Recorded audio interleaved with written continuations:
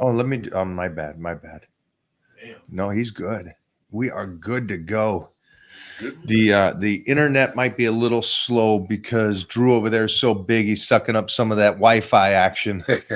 I wish. Big Drew. What's going on? Well, first, thanks for taking time today. I know today is Monday and it's a crazy day for you, and you hustle. Yeah, I'm all over the place. But I mean, I saw it for real in those 3, 4, 5 days I was over there. You don't stop, kid. Yeah, Not in front of me, you didn't. yeah, it's kind of ongoing. I mean, it's just I don't know. It's not like I have to turn it on or off. It just stays on. I like what I do. The muscle hustle is real. So when you do what you love, it's kind of like you don't even realize what's going on. The muscle hustle. Please Muscle make a hustle. shirt of that because that was Yeah. brilliant. Yeah, muscle hustle is definitely where it's at. Something that I want everybody else out here to comprehend is we are talking to a man that stands over 6'3", 280 pounds, and is in incredible shape. And I got to meet him in person, and when I walk in a room and everybody's like, "Oh, dude, you're a lot bigger than I thought. I thought you were like a model or something like that." They forget I was a gladiator, as an athlete. But when you walked in the room, I was like, "Okay, I'm not the biggest guy no more. I got this monster here." I don't know. You were right there. Weight wise, we're probably the same weight when I saw you. With that being said, you're at such a great age. I think 40 is a great age. 40, 41 is a great age because you're still young enough to tussle and push it, and you got that maturity muscle and that coming in. And people don't realize this, but that mid 30s to 40s, early 40s is that real true man strength. Yeah. That just really, it's. I thought I could wrestle a bear. I honestly did in my mid 30s to 40s. I thought I could take a bear on and give it a good try. But you're at that stage.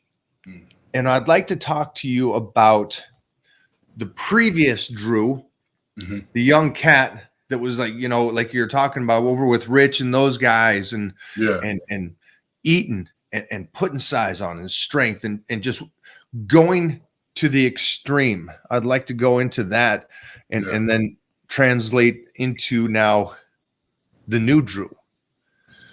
Well, I mean, yeah, it's like what you said. When I was with Rich and all those guys, it was pretty much balls to the wall, whatever it takes, get as big as you can by any means. And I was actually living that way before I got with them. So it was kind of like my whole thing. Even before I had social media, I would go in the gym, eat McDonald's every day, 300 pounds with abs, just to get people's reactions. So I was in the gym, heavy in the gym, lifting heavy, eating like crazy before I even had social media. Long story short, I met Rich Gaspari actually at a LA Fitness out here, and he saw me. He was like, "You're big. Do you have social media?" I was like, "No." And after that, I opened up social media, and then people kind of knew about me. But I've been pushing the weight, pushing the food since probably 2006 when I first started working out. First started training in like 2006. I always had a bodybuilder physique. I just never actually trained. I didn't realize how strong I was. But yeah, transitioning now, I mean, I felt great those years when I was, 305 and full of water and lubricated joints and all that. But my digestion was off. I always had heartburn. I was always chewing on Tums or taking Zantac. All the artificial colorings in food and high sodium and fast food. I was just concerned with calories, as many calories as I could. Didn't matter. My genetics, I don't have to worry about body fat. Once I got with Titan and actually got my blood work done. But before you go there, because we're talking about you starting this road trip of lifting and eating in your barely 25, mid 20s, if that, right? And you're getting in there and you're hitting it. And then suddenly in a short period of time, you get to this monstrous size that I don't care if anybody's watching this. He's an anomaly. I know there's big guys around me all the time, but they're usually athletes. They're usually outside of the bodybuilding world, wrestling in that sense, or fighters or stuff. In the bodybuilding world, there's not tons and tons and tons of 6'3", 300-pound monsters walking around. Yeah. You know, Yeah, it's the like you height got is- there so quick and so big by eating a calorie intake. I guess you would say I guess what they were saying earlier was a dirty bulk type of diet. Yes. Yeah, I mean, when I say hardcore, I mean like hardcore. A lot of people say they eat dirty. I mean, I was eating 10,000 calories a day, 1,000 carbs every day, no matter what. I would eat a whole box of Angel cakes. I would eat a pint of Ben and Jerry's. I would eat a whole pint of Ben and Jerry's every night with a whole family pack Oreos every night. I would eat Reese's Cups all day long. I was at Five Guys. I was at McDonald's, plus eating my regular meals, drinking weight gainer shakes, taking 20 to 30 grams of creatine every day. I did that for years and years. And this still, though, for you and your genetics, Yeah, it worked for you. it worked for me, but if I could go back, I'd probably just take a little bit more time to put the clean quality tissue on. But why? Why you got the size, you got the strength, you got the you got what everybody wants. Yeah. Why go back and change it? The only reason I would go back and change is because I was so uncomfortable for those years. I didn't realize it until I lost 20 pounds, and now I could shave the back of my head without having to. I could wear shoes instead of slides on heavy days and stuff like that. So it's not so much the look; it's the feeling. Like I feel. Oh, that's huge. I feel like I found the right foods I could eat and just digest properly. I really only eat 5 different types of foods, where back then it was any and everything. So I try to eat like a dog. You know, if you have a dog, you get a dog, you figure out what food's good on its stomach. And once it stomachs the right food, you just stick with the same food, eats the same food at the same time every day. See, I love this. You go out of town and you take your dog somewhere else, and it doesn't have its food. You do your research, you find a quality food for the dog. But when the dog eats it, its digestion is all out of whack just because it's not used to that. So I only really eat 5 things and I stick with that. As soon as I have something else, even though it's healthy on paper, it just doesn't digest properly. So I'm obsessed with feeling good now. Would you tell the youngsters, those high school kids, those college kids that are trying to put on size, the way you did it could work for them? Yeah. Or what would your advice for them be? Depends what their overall goal is. If they're just trying to get bigger and stronger, then if they can get away with the fast food stuff, that's great. But then again, if you're going to have a burger and fries, I would just recommend just making your own burger and fries. Because that way you're still getting the protein, you're still getting the macros, even if it's high sodium or fat, but it's quality food, it's not processed, doesn't have all those additives. So, you get some quality grass-fed ground beef, some quality, low sodium or low sugar bread, you just kind of make it work. So I would just recommend, if they have the money to do it, buy their own food and make it. If not, I mean, you got to do what you got to do. If you're a young kid, you don't have money, sometimes fast food's the best option, because for $10 you can get a whole bunch of calories. That's a great point. I just like the idea that it's, and I say this many times over, is potential or genetics you don't really know until later on after your career kind of thing. And you were genetically gifted. And so again, for you viewers out there, if you say, oh, well, it worked for Drew, listen to the full story that he's giving you. Yes, it did get him there, but it didn't get him there maybe in just that perfect way that he would like to have gotten there. Yeah. That just for you youngsters, and I know that it's tough when you're, that high school and college to get the meals and get the food in, but try to prep as much as you can. Yeah, I would say that too. Or even if you don't prep, figure out last minute situations. I feel like a lot of times people, when they cheat on their diet, it's kind of a last minute situation. They don't have any food and they try to figure out what they could do last minute. So figure out last minute situations, whether it's a gas station, whether it's a grocery store. If you don't have your meals, what are you going to do? Are you going to get a rotisserie chicken, skin it down and eat it?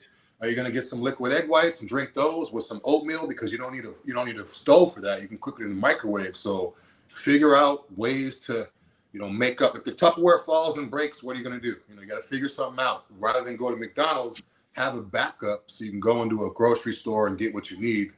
And don't just get, if your body's not used to broccoli, don't have it because it looks good on paper, because it'll jack you up. I know if I eat broccoli, it just tears me up. So, well, let's jump into that now, because we've kind of discovered and we're going to talk a lot more than just today, but we discovered how you put on a lot of that size when you first started the journey of health and fitness. And again, we go back to the point of you got it by doing a kind of, I guess the new age kids call it dirty bulking. Yeah. And then you checked your blood work. Am I correct on that? You met the Titan medical team and you checked your blood work? Yeah, I never got blood work done before, even all those years when I was putting on so much size and out of breath. I never got my blood work checked. So when I went to Titan, I got my blood work checks and my test level was like 400. I didn't know what that meant. I thought it was like 4 times higher than what it should. I didn't know. And then they were like, no, that's about half, or, you should be at 850, 900. So I didn't know. So that was like the first thing. Like, wait a minute, and at the time, I believe I was, close to 300 pounds with abs and stuff. How old were you at this time? This is 5 years ago. It's been about 4 or 5 years ago. So mid-30s. Yeah. So when I first went, my test level was less than half what it should be. So I'm like, hold on, wait, just for you guys at home. You imagine this guy walking in there, 300 pounds with abs, 6'3", and his T level is half of what a regular person would be.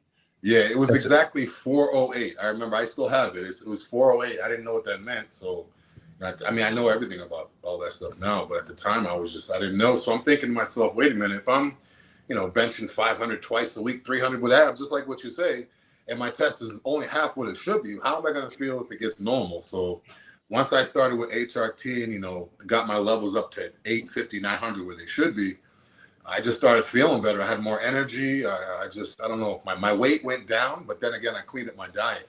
So I literally went from one extreme I went from whatever it takes, get as big as you possibly can, to getting your blood work regulated, checking everything, and going from, one extreme to the other. So now it's just like it's a lifestyle. I couldn't see myself going back to eating McDonald's and all that stuff. I couldn't do it. Like, I'd probably throw up if I had 4 or 5 Big Macs like I used to, like every day post-workout. So your digestion when you were younger, I think I've studied enough to realize that everybody's digestion gets a little worse as we get older and older, but you're still a young pup. But you did or didn't notice those meals played havoc on you, or they didn't when you were younger and it started to get to there? I'm just trying to find out what was the transition from going, because I don't think you need to go, you're 300 pounds, you're strong, you look great. That most likely means that the inside should be pretty good. Yeah. Even though you're relatively eating a dirty bulk type of diet. What got you in the door? What made you go, let me go check this? Especially at 35 years old. That's still very, very young. I mean, honestly, I probably wouldn't have ever checked it if I didn't get with Titan. But once I made a decision to go to Titan, it was kind of like part of the process. I probably wouldn't have got it checked. I probably would still be saying, yeah, I have fast metabolism, I could eat McDonald's and still be feeling crap. So it was kind of like, you go with Titan, that's the first step. So it's kind of like the first thing I did. But now realizing that I just want to feel good. Like, I don't want to just look like a freak. I want to feel good all the time. So the difference then to now is, then I was like, I don't care if I feel like crap and I have heartburn and a headache all day, as long as I'm the biggest dude, no matter where I go, and the strongest. So now it's like, I want to feel good, as long as the scale doesn't necessarily have to say 300. As long as I feel good and I look good, my waist is tight, my neck's thinner than it used to be, less water retention, the tissue's still there, I'm not losing tissue. So that's my main concern now, was just feeling good. Like, you don't realize that you feel great until you feel great. So that was like the main thing with me. It's like, I thought I was great back then, but now it's like, whoa. Yeah, I think that's one of the biggest things I see that people, all the legends I've ever talked to, after they kind of moved away from the trophy chasing to life, in a sense, they didn't realize the uncomfortableness on putting on a shoe, the most simple thing in the world. But for a lot of people, they don't realize that uncomfortable, and that's a metaphor for their whole body, but to get to where you are now, how do you feel now at 41, still 280 pounds, looking like a Greek god over here? I appreciate it. And I mean, I could be higher than 280, but I don't like to step on the scale. I literally have broken scales over the years, and with the things, so I have a scale in my spare bedroom. It stays in there. I never really go in there. Yeah. Well, you're walking around like a Greek god, so I'm appreciative to it. How do you feel though and how often do you check your numbers now when it comes to your blood work? 3 to 6 months. I actually just got my bloods back 2 days ago. I got my blood drawn last week. It's good to go every 3 to 6 months. If you can go even quicker than that, if you have to. A lot of times people say, every 3 months or every 6 months. If you feel off, go get it checked. I mean, it's worth it. It's only like with my discount or your whatever, and it's cheap. It's like, $130, $150 to know what's going on with your body. People spend that going out drinking on a night. People spend that going out to get a nice dinner and stuff, and they have nothing to show for it the next day. Why not get it done? Know where you're at. Because for me, before I ever got my blood work done, I relied on Dr. Google. Everything was Dr. Google. I would literally just Google everything. I had no medical care provider. I had no doctor. I had no physician I was going to see. My whole life, I've pretty much been on my own, so I just deal with stuff on my own. So if I have a toothache, headache, hurt back, I kind of just Google symptoms and deal with it. But the problem with that is if I have a headache and I'm Googling and it says I have high blood pressure, now I'm taking high blood pressure medicine and it might not even be my blood pressure. So I was misdiagnosing for all those years. Now, not just getting my blood work done and getting my levels right, knowing that I don't have high blood pressure. I don't have these issues. Where a lot of men, how men, we don't go to the doctor for anything. A woman gets a hangnail, she's in the emergency room. Us, we could have a back pain or a headache for a month, and we're just like, yeah, my head's hurting me again. So I think a lot of men need to get checked more to take the worry out, because a lot of time the worry is causing more problem than the actual thing because they're stressing all the time. Always reminds me, you might be too young for Monty Python, but like when the guy loses his arm. Oh, it's just an arm. Come back here. You'll grow back. Yeah. It's a flesh wound. Yeah, and he jumps on the horse and rides off. Yeah. It's old school. Was there anything that you noticed from the change of the young you into this new venture of trying to be healthy along with muscular and size? Was there anything else besides the testosterone that you looked at on the numbers that you kind of go, oh, I'm kind of glad that I saw this? Was there any at that time? Was there anything like high blood pressure? Was there anything that the thyroid or anything like that you looked at and said, okay, let me change some habits? I know my estrogen was high and I couldn't figure out why, because my test level was, now at the time I was just new to everything. Oh, what does that mean? What does that mean? Now looking back, I don't know why my estrogen was high and my test was half what it should be. Because normally if people have a high testosterone level, that's what's bringing the estrogen up. My testosterone was low, but my estrogen was high. So I was kind of out of whack. So I don't know if it's what that was from, but everything's good now. Main things I just check for is hemoglobin, blood pressure, kidney function, testosterone level, and estrogen are the main things. There's other stuff too, but my concern is just those things. As long as I'm good on those, I'm pretty much good. Now, I know that you and I have talked about this. We talked about your eating habits now. Yeah. And what I love the fact of is because everybody says, oh, I'll take care of the eating habits when I'm your age, Mike. Yeah, right. And I'm like, okay, good luck with that. Wait to phone it in until then. Yeah. But you're doing it at 40 years old, to where you were talking about you have a small circle of foods that you continuously eat day in and day out. And they're also good. Tell us about the digestion and how you do that, and that choices that you made to do this. Well, the first one was because I work out in the morning. So my first one was trying to figure out a meal I could have that's not too heavy on my stomach, that's still going to give me the fuel for the workout. So for all those years I was doing, ground beef or ground turkey or steak and eggs.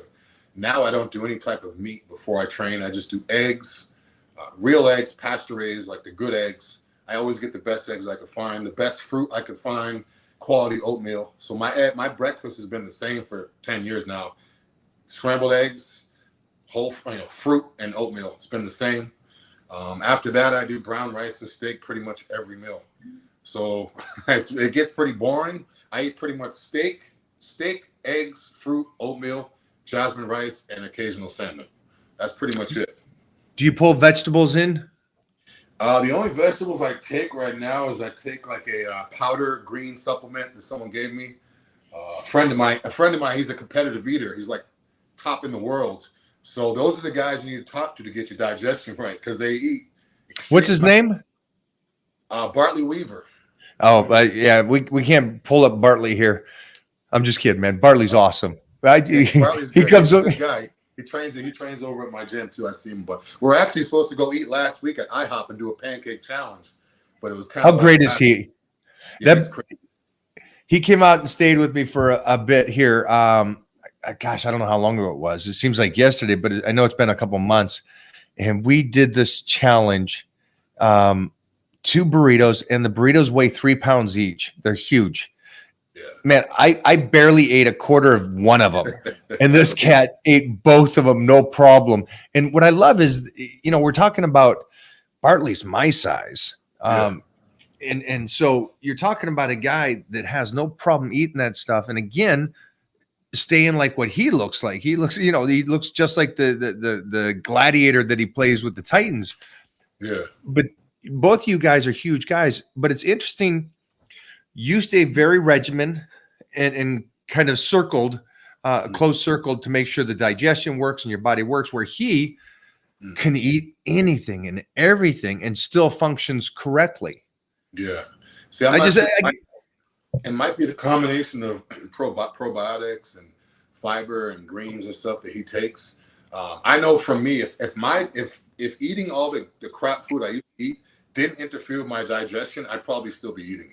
That was like the ultimate thing where it's like, there was times where I was, not using the bathroom for 2-3 days, and I'm still eating all that food.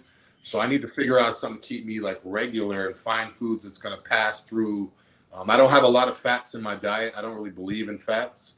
If you put some almond butter on a knife and leave it in the sink, soaking all day in soapy water, at the end of the day, it's still on that knife. So I have the same concept. We're putting fats, avocado, and oils into my stomach.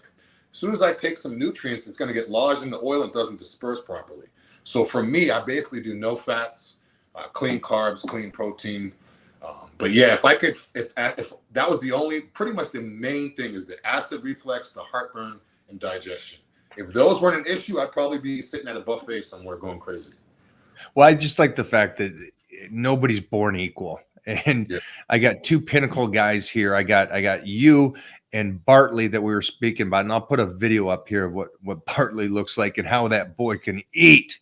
It's crazy. But again, he does a gallon of water in 30 seconds. He did a gallon of water. He pulled the gallon up. He literally just pushed it in his mouth. It almost made me throw up watching it. I don't know. I just like the fact that that's the great thing about life. You never know what's going to work for you. So if you guys are out there listening to this, listen to what Drew's doing and how he's eating at this stage of the game and stuff. But then also feel free to look at Bartley and how he eats and how it works for him. We're not all cut the same. It doesn't work that way. We're all so different. But yet we're all the same humans. I love it. At this stage, where's the mindset? Where by eating like this, by training like this, what's the goal here now? The goal is pretty much stay in 3 weeks out contest shape year round, or 4 weeks out, I guess, from a visual standpoint. So if I start to, I want to keep my waistline. My waist can continue to get smaller, and everything continue to get skin get thinner and more quality muscle. Even if it's a pound I gain in a year, the leaner you are, every little change you see more. So I didn't really notice the changes over the years. If I go back 10 years ago and look at myself, my face was rounder, my skin wasn't as dent. It didn't have that look to it. So my main thing now is just to stay literally within 4 weeks of a show all year round, to eat clean all year round. I've pretty much been doing that for the past 2 years now. I have cheat meals here and there. When I do my sweets, I go all out. I'll do like probably every 3 weeks I have like something sweet. But for the most part, I don't snack. I just eat whole food meals. You'll never see me with chips or Slim Jims or nuts. I don't do any of that. I just do quality food meals. Would you say right now you're in a surplus or a deficit? Usually, most of the week. So that's another thing too, is me eating clean like this. The way I train, people that know me, I don't really post a lot of training videos, and the videos that I do post of me training is just kind of like for a clip.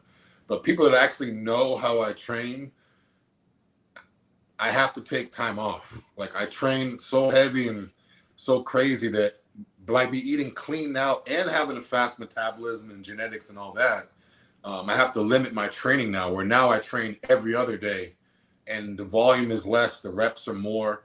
So my rep range now is like 5 to 8, where it used to be 20 everything. I used to be in the gym for 2-3 hours from one exercise to the next. Now it's like, let my heart rate come down. Let me get ready for this next set so I could push it and get a better quality set, as opposed to just balls to the wall.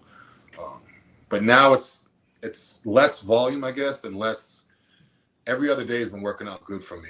Mike Mentzer, his stuff is, I don't really do the one set Mike Mentzer stuff, but I love his philosophies. I love the way he trains. I love the way he doesn't believe in crazy volume and recovery. I love all that stuff. Yeah, we were talking about Mike Mentzer earlier today because it was I was around during his time, and got to be able to watch him and talk to him for a decade, and see how he trained people like Aaron Baker, Dorian, and others. Yeah, great approach. Again, I think the wisdom that you have now, being at 41 and been in the trenches for, almost 20 years, that you've learned what works for your body. Yeah. That's for sure. Mostly. Yeah, it's pretty much trial and error. People always ask, why do you do this? Why do you do that? I mean, I've done everything under the sun, from supplementation to food to training to, new weight gainer shakes or all these gimmicks. I've done pretty much everything. So now over the years, it's like, okay, a more simple approach, not pushing the envelope all the time, and, training smart. I've torn both biceps, so I can't really train. I mean, I still curl 100-pound dumbbells and stuff like that, but it's not like it used to be. I mean, I used to be 150-ton dumbbells. I used to be crazy, like crazy stuff, like crazy lifts. But so now it's just, getting older, I guess. I'm trying to fight age with quality reps and clean diet. I can't. Best way to put it.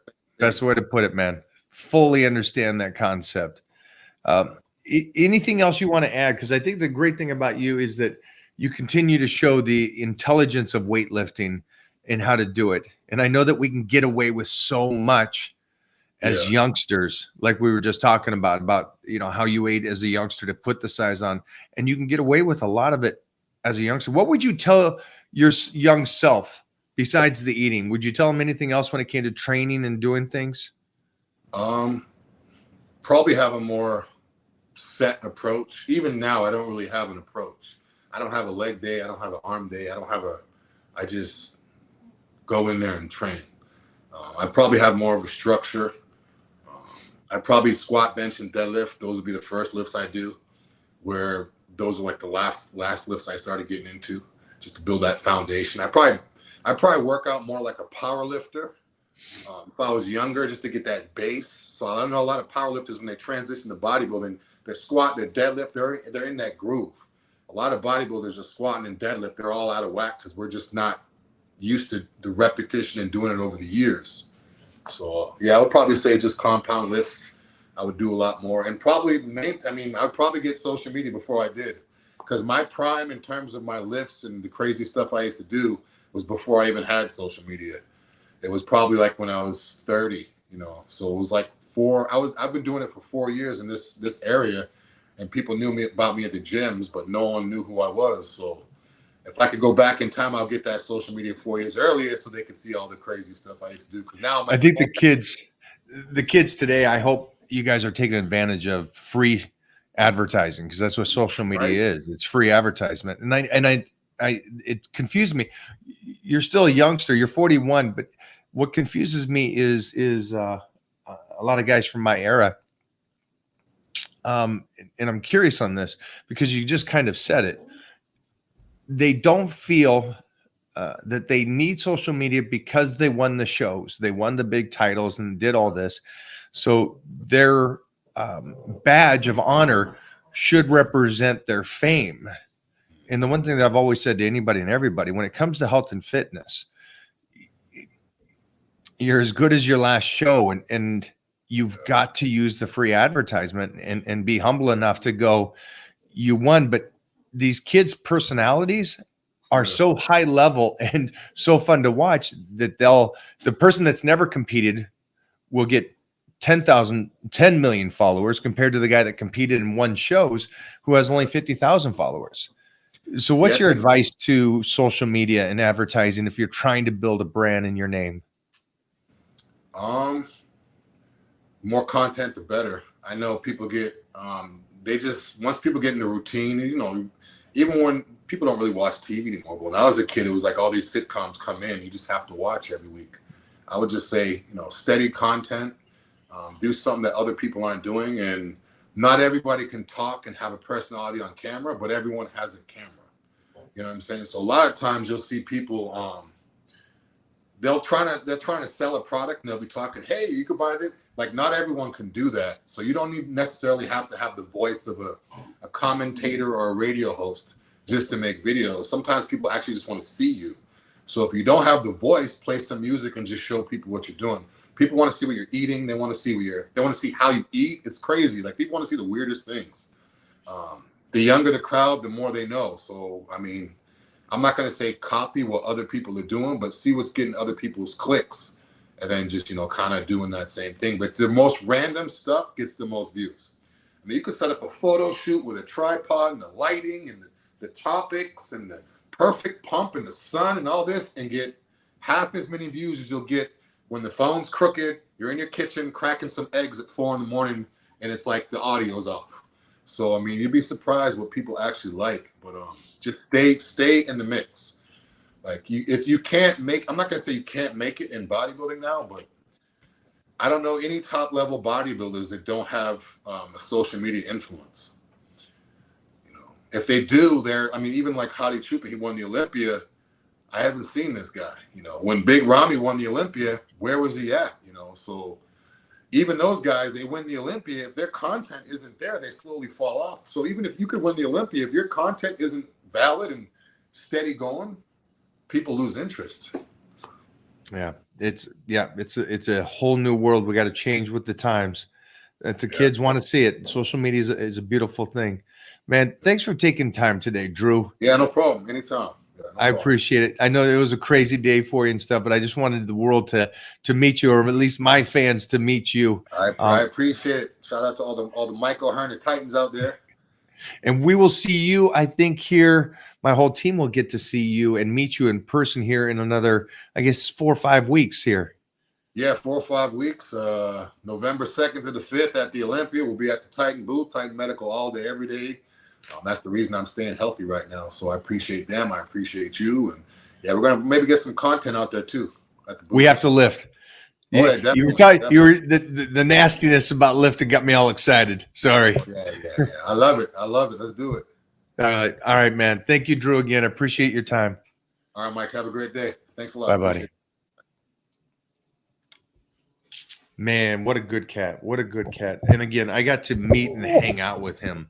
And so when I mean this guy was working, him, John, they didn't stop. They don't stop. They work. But it's a fun work. They love what they do. They love the industry they're in, and you can see it.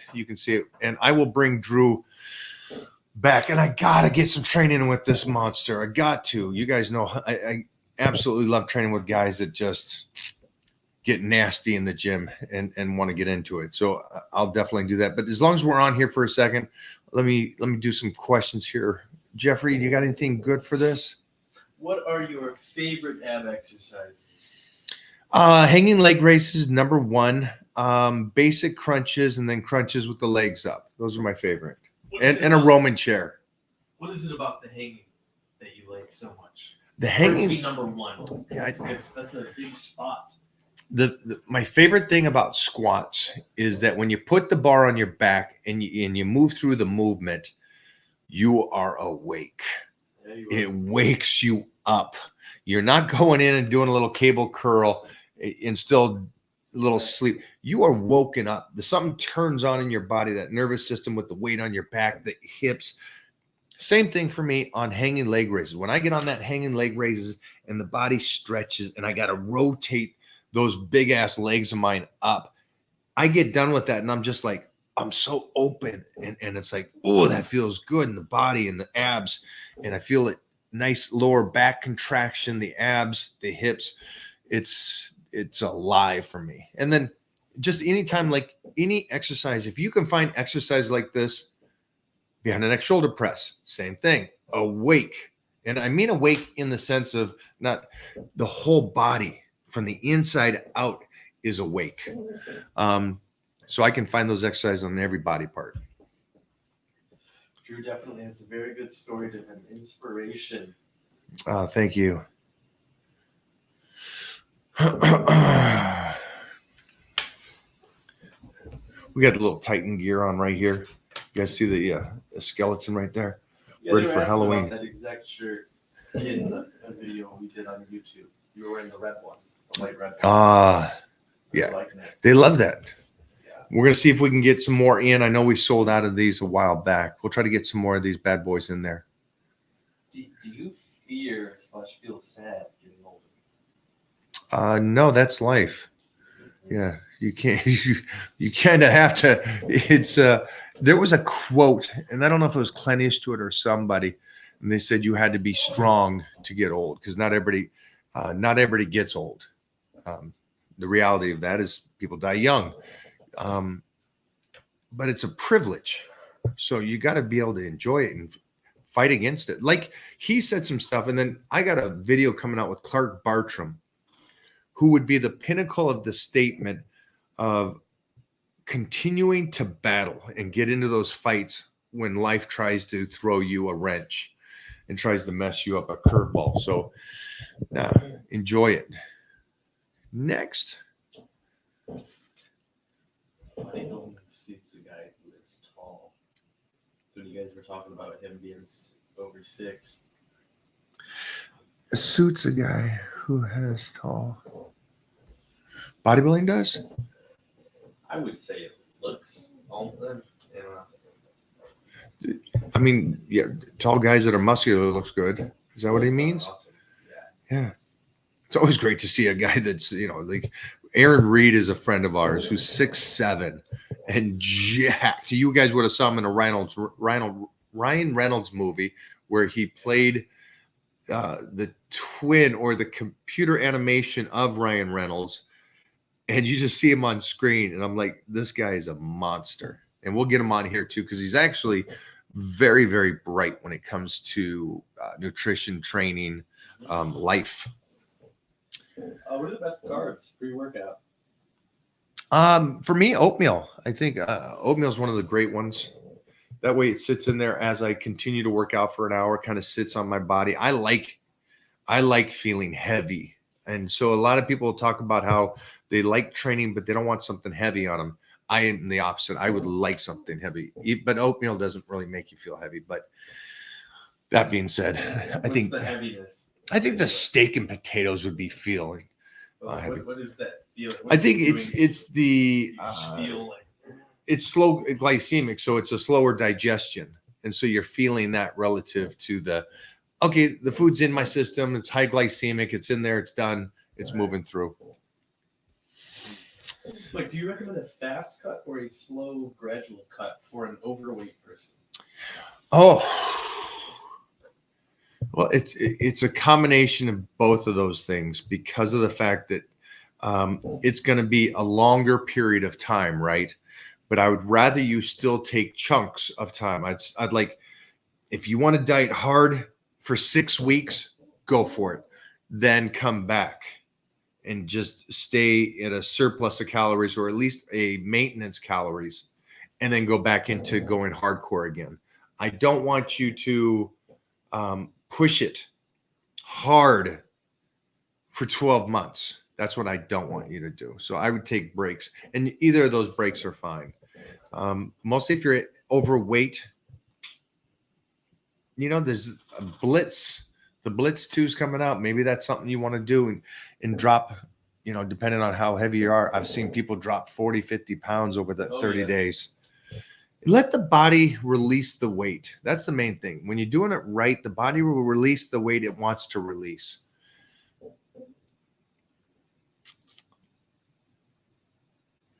Your opinion on all the Baby Don't Hurt Me memes?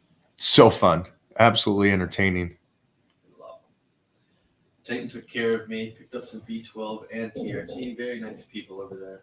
Oh, great. Love that. Love that. Tell me how you like the injectable B12.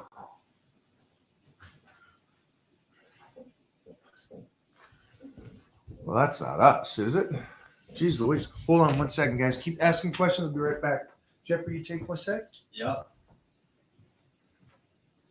Bring these questions in, guys. We'll get you guys loaded up. Where's Mo?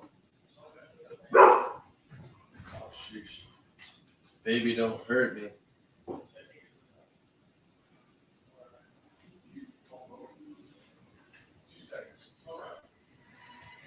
This is a good question for Mike.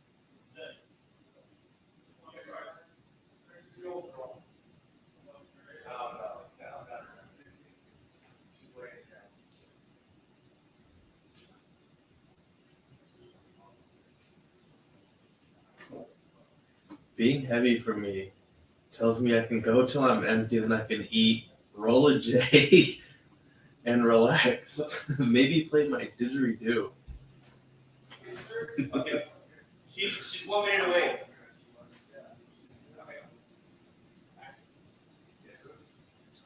She's on her way. She's like 1 minute away.